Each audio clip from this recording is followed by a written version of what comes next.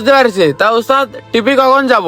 সামনে ঈদ, এখন যদি বসে থাকে তাহলে তো ঈদে কেনাকাটা হবেন না। বর্ষাকাল কোনো টিপটাপ নেই, টিপটাপ আপাতত খাটা হবে না, আপাতত কয়দিন বস। তোর সাথে তো আমার জ্বালা কম না, এত জ্বালা দেখাচ্ছিস কেন? একটু থির ঠান্ডাই বয়, অতিরিক্ত ফ্যাক ফ্যাক করতেছিস কেন? একটু কম জ্বালা দেখা। আর সবাই টিপ কাটতেছে, আমরা বসে থাকবো? আর এখন যদি টিপ কাটতে না পারি তাহলে তো ঈদের সময় ধরা খেয়ে যাবানে। এ উস্তাদ আমার ভালো লাগতেছ না, টিপ কাটতেই হবে। আপনি কিছু একটা করেন, টিপের লাইন করেন আপনি, নাহলে কিন্তু হবে না। মাথাটা তো গরম করে দে। তুই এত কথা করছিস কেন? ধীর হয়ে বসে থাকি নে। টিপ থাকলে তো আমি যাতামই, তোর তুই কি আমি অন্য কারণ নিয়ে যাচ্ছি নাকি? সামান্য একটা চাবি হারা গেছে তাই আপনি আমার সাথে এরকম করতেছেন? ওই তো 200-250 টাকা হলে চাবি বানানো যায়। আপনি না আমার বেতনের 500 টাকা কাটিয়ে নিতেন, আর আমি তো আর 7 বছর আপনার সাথে হেল্পারি করতেছি। 7 বছর হেল্পারি করে আপনার কাছে এই পেলাম? আমি তো সর্বোচ্চ দিন আপনার সাথে রয়েছি। তোরে কইছি না চুপ করে এনে বসে থাকতি? সময় হলে সব বুঝতে পারবি। হ্যালো, হ্যাঁ কোনো সমস্যা নাকি?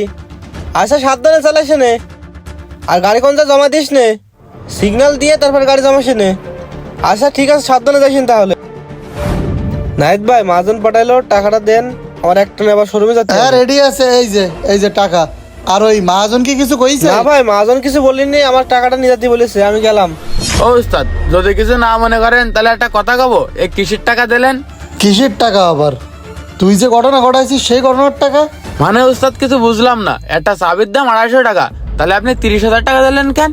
চাবির দাম 250 টাকা ঠিক আছে, কিন্তু এই গাড়িটা চাবি হারাই গেছে, গাড়িটা হচ্ছে সেন্সর গাড়ি।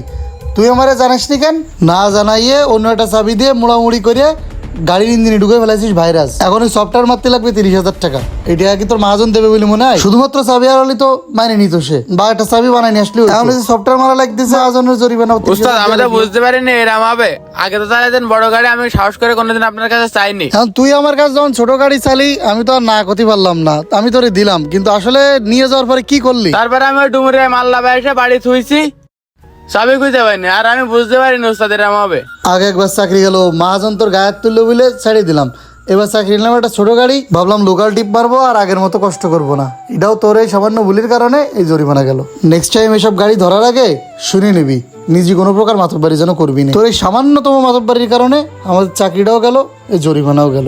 ভাই আপনি যে সেক্টরে কাজ করেন না কেন, অযোগ্য হেল্পার বা না জানা একজন মানুষের কাছে কখনোই লাখ টাকার গাড়ি তুলে দিবেন না। সে হয়তো জানবেও না সে কত বড় ক্ষতি করবে। বেলা শেষে দেখা যাবে জরিমানার টাকাটা সম্পূর্ণ আপনাকেই দিতে হচ্ছে।